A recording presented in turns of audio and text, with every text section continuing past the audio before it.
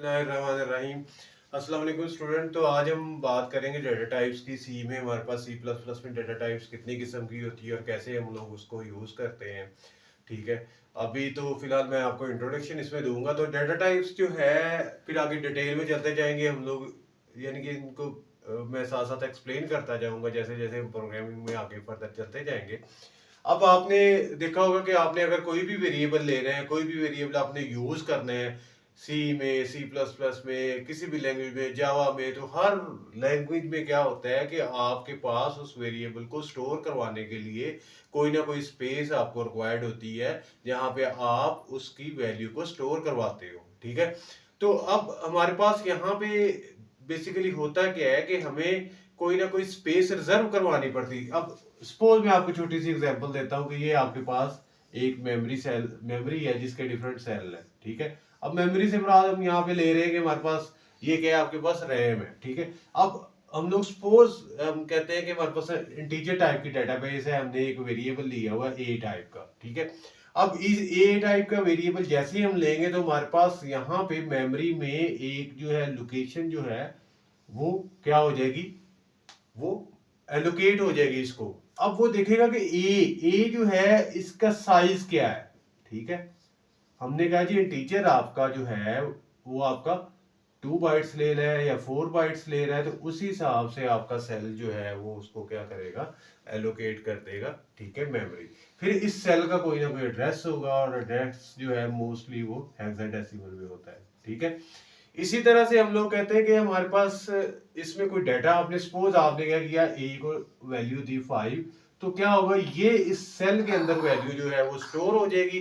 जैसे ही आप ए को यूज करेंगे अपने प्रोग्राम में तो क्या होगा, वो यहाँ से इस लोकेशन पे आके अपना डाटा वहां से अपना वेरिएबल से उससे डाटा जो है वो क्या करेगा, वो गेट करेगा। तो आइए चलते हैं आगे, हम देखते हैं कि हमारे पास बेसिकली डाटा टाइप्स क्या होती है, डाटा टाइप्स की आगे कितनी टाइप है। सी प्लस प्लस में जब हम डाटा टाइप की बात करते हैं तो हमारे पास डिफरेंट किस्म की डाटा टाइप, करेक्टर हो गया, हमारे पास वाइड करेक्टर हो गया, टीचर हो गया, फ्लोट है, डबल फ्लोटिंग पॉइंट है, बूलियन है। ठीक है, मुख्तलिफ किस्म की डेटाबेसेस जो हमारे पास यूज होती हैं। तो थोड़ा सा मैं आपको बेसिक इसका चार्ट बताता हूँ कि हमारे पास बेसिकली 3 टाइप की जो डेटाबेस जो है वो सी प्लस प्लस में यूज होती है। ठीक है, इसमें जो फर्स्ट टाइप की है उसको हम बोलते हैं, ये हमारे पास प्रिमिटिव डाटा टाइप है। ठीक है, इस प्रिमिटिव को हम बेसिक भी कहते हैं, हम फंडामेंटल भी कहते हैं। ये हमारे पास बेसिक या फंडामेंटल डाटा टाइप्स है, बिल्ट, और या फिर आप इसको कह सकते हैं कि ये आपके पास बिल्ट इन डाटा टाइप है, यानी कि आपके पास जो लैंग्वेज जब बनी है उस लैंग्वेज के अंदर आपकी ये डाटा टाइप जो वहीं पे डेवलप कर दी गई आपके लैंग्वेज के अंदर ही। ठीक है, तो इसमें हमारे पास कौन कौन सी है, इसमें हमारे पास इंटीजर है, इसमें हमारे पास करेक्टर है, इसमें हमारे पास बूलियन है, इसी तरह से इसमें हमारे पास फ्लोटिंग पॉइंट है, डबल फ्लोटिंग पॉइंट है। ठीक है, और इसी तरह से हमारे पास यहाँ पे वाइड है और हमारे पास वाइड करेक्टर है। ठीक है, वाइड करेक्टर भी है हमारे पास डाटा टाइप। इसी तरह से फ्लोट, सॉरी मैंने नहीं लिखा, फ्लोट है, फ्लोटिंग पॉइंट और डबल फ्लोटिंग पॉइंट। तो ये हमारे पास जो है बेसिक टाइप की डाटा टाइप है। उसके बाद सेकंड जो हमारे पास आती है वो ड्राइव्ड होती है। ड्राइव्ड मींस कि आपने ये डाटा टाइप जो इसमें हमारे पास डिफरेंट कीवर्ड्स दिए गए हैं, डाटा टाइप दी गई, उन्हीं से हमने क्या किया, नेक्स्ट आगे खुद से ड्राइव की हुई है। तो इसको हम लोग क्या कहते हैं, ये हमारे पास कौन कौन सी है, ये फंक्शंस है हमारे पास, इसी तरह से अरे है हमारे पास। ठीक है, इसी तरह से हमारे पास पॉइंटर और रेफरेंस है।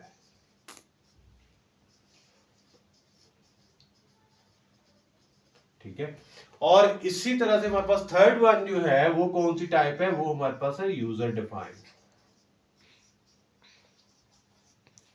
अब यूजर डिफाइंड जो है वो कौन कौन सी है, यूजर डिफाइंड की हम बात करते हैं तो हमारे पास यहां पे आती है क्लास,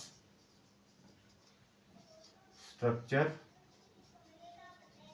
इसी तरह से हम लोग बात करते हैं हमारे पास यूनियन है, इनम है, और इसी तरह से हमारे पास क्या है, टाइप डेफ है। यानी कि यूजर डिफाइन से मुराद कि आपके पास ये किसने डिफाइन ही यूजर ने की हुई है, यानी कि इन सारी चीज़ों को यूज़ करते हुए, इन फंक्शनैलिटी को यूज़ करते हुए, इसके कीवर्ड्स को यूज़ करते हुए आपने खुद से कुछ चीज़ें डिफाइन कर दी हुई हैं, तो आपकी ये यूज़र डिफाइन कहलाएगी। तो नेक्स्ट अब हम देखते हैं कि हमारे पास जो अभी हम डिस्कस करेंगे सिर्फ बेसिक डाटा टाइप को, फिर जैसे जैसे हम आगे बढ़ते जाएंगे तो हम लोग क्या करेंगे, हम लोग बाकी डाटा टाइप्स को भी इन डिटेल में इंशाल्लाह देखेंगे। तो बेसिक डाटा टाइप की जब बात करते हैं तो इसमें हमारे पास एक छोटा सा टेबल मैं आपको बताता हूँ कि हमारे पास कैसे इसको लेते हैं।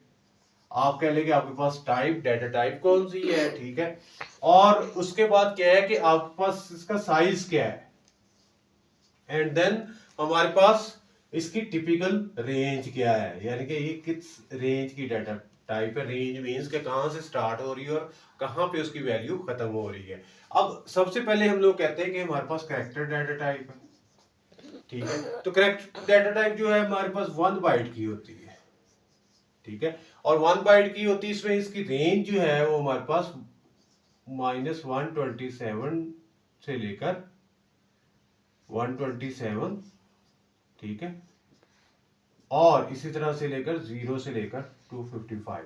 अब यहाँ पे आप कहते हैं कि जी 120 और -120 से क्या मुराद है, ठीक है, कि -120 से आपकी रेंज शुरू हो रहा है और 127 तक जा रही है, और दूसरी 0 to 255 तक जा रही है, ठीक है। अब इसमें क्या है आपके पास, मैं छोटी सी आपको एग्जांपल देता हूँ।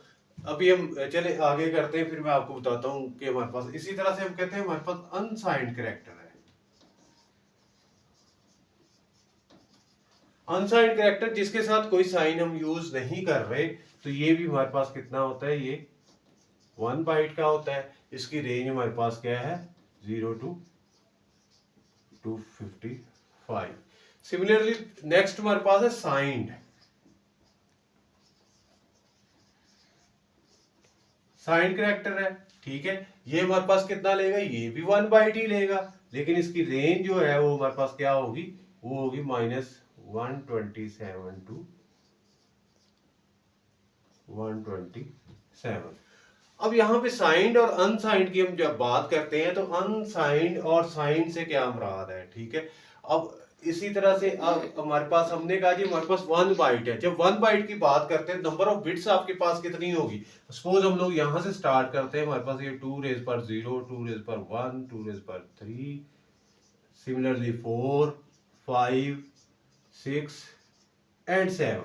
अब ये देखिए टोटल हमारे पास कितनी 8 बिट बन गई, ठीक है। तो 8 बिट की बात करते हैं तो हमारे पास यहाँ पे अगर हम हमारे पास कंप्लीट 1 बाइट बन गई, तो 1 बाइट को हम कहते हैं, तो हमारे पास ये कितना बनता है टोटल, ये हमारे पास बनेगा 255, ठीक है। ये आपको बाइनरी नंबर्स का पता ही है, आप उसमें कैलकुलेट करेंगे 255 आपके पास आ जाएगा। लेकिन इस 255 में हमारे पास कौन सी इसकी डाटा टाइप जो है वो आपकी आ रही है, वो आपकी आ रही है अनसाइंड 1 बाइट 255 तक। सिमिलरली अब हम देखते हैं कि हमारे पास -1 to 7 और 1 to 7 जो है साइंड, वो कैसे है, ठीक है। जब भी हम साइंड लेंगे तो हम क्या करते हैं, हमारे पास जो फर्स्ट बिट होती है, कौन सी बिट होती है, ये फर्स्ट बिट। अगर हम सेल हम बिट वाइज लेते हैं तो हम लोग कहते हैं हमारी जो फर्स्ट बिट है ये हमारी फर्स्ट बिट है, ठीक है।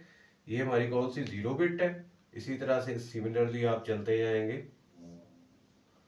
4, 5, 6, 7, 8, तो आपकी 8 बिट जो है वो यहाँ पे पूरी हो गई, ठीक है, 0 से लेकर ये 7 तक, ठीक है। तो जब हम बात करेंगे कि हमारे पास अनसाइंड है, तो अनसाइंड में ये जो बिट हमारी होगी फर्स्ट बिट, ये हमारी क्या होगी, या तो 1 होगी या फिर क्या होगी, या दूसरे हमारे पास क्या होगी, ये 0 होगी, ठीक है। तो ये रिप्रेजेंट कर रही है कि हमारे पास यानी कि नेगेटिव है या पॉजिटिव है, ये 1 और 0 से, तो इसलिए हमारे पास ये बिट जो है ये मखसूस हो जाएगी। तो बाकी आपके पास जो बिट बचेंगी टोटल, तो ये हमारे पास कितनी बनेगी, ये आपके पास बनेगा 127, यानी कि साइड बिट के अलावा ये साइड बिट आपकी मखसूस हो जाएगी। तो आपके पास ये 127 बचता है। तो इस तरह से आपके पास -1 to 7 एंड 1 to 7 की रेंज की ये टाइप बनती है, ठीक है। अब इसी तरह से हम आगे चलते हैं।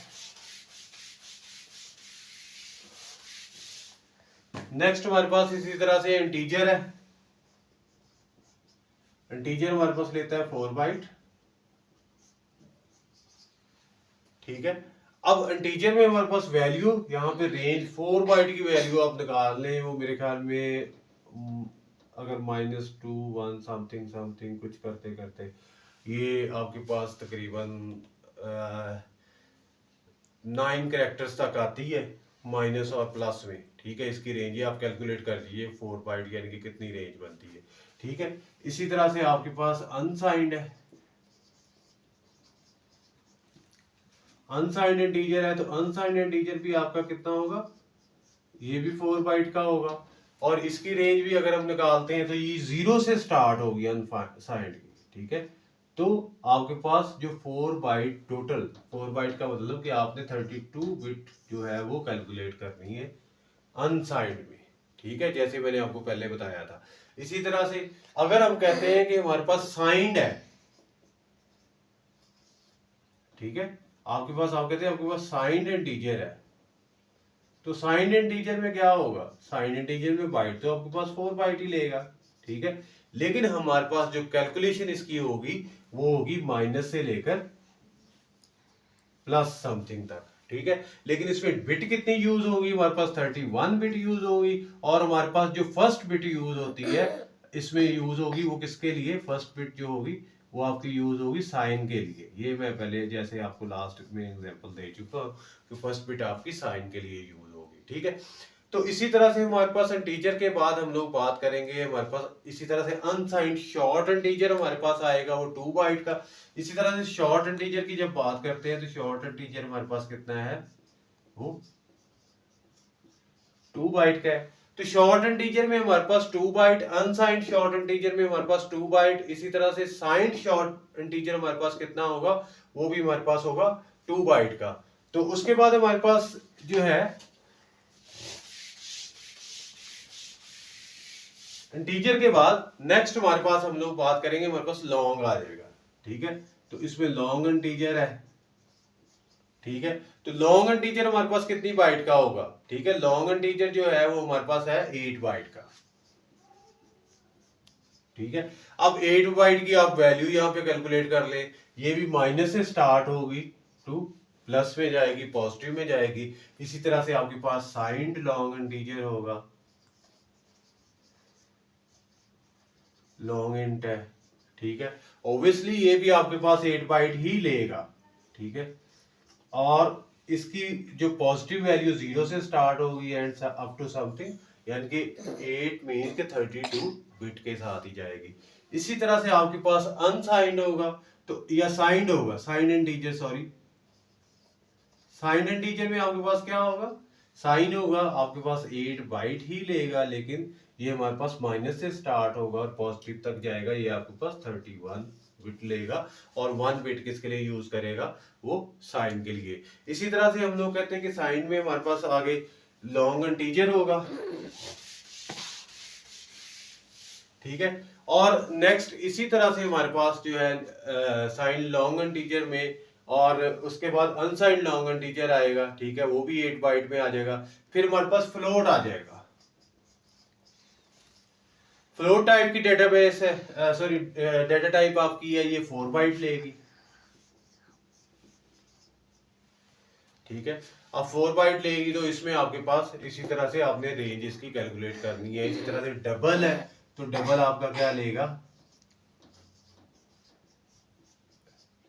8 बाइट लेगा। इसी तरह से आपके पास लॉन्ग डबल हो जाएगा तो लॉन्ग डबल आपके पास लेगा